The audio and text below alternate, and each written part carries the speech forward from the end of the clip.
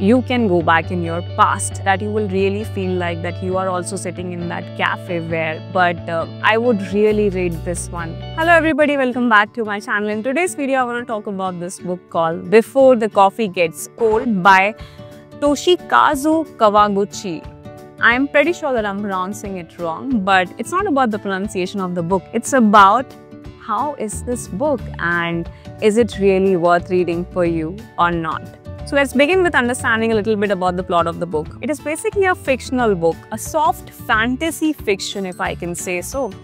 And the setup in the book is about a cafe in Japan wherein if you sit at a particular seat, you can go back in your past, relive a moment, do something around it and then come back to your present. Now, the interesting part is that there are certain rules which are to be followed. And I will just give out one rule, which is whatever you do in the past, it's not going to change your present. Hey, I can go back in the past and fix something and then come back. So nothing like that is going to happen.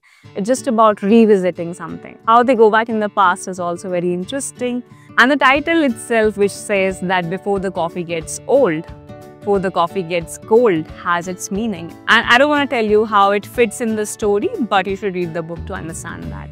So, did I already say that we should read the book? 213 pages. I don't think I wanted to ever rate books on my channel, but I would really rate this one a 10 on 10.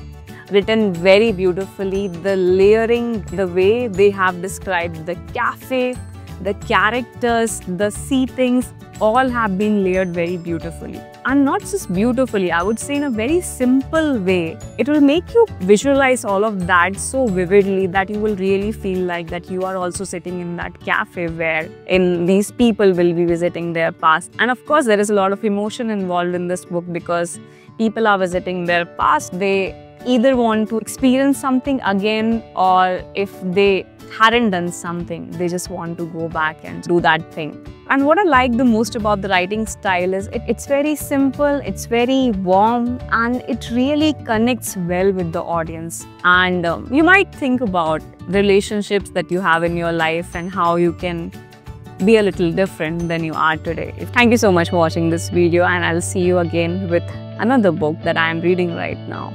And which one is it? I can't share. How it fits in the book, how it fits in the book, how it fits in the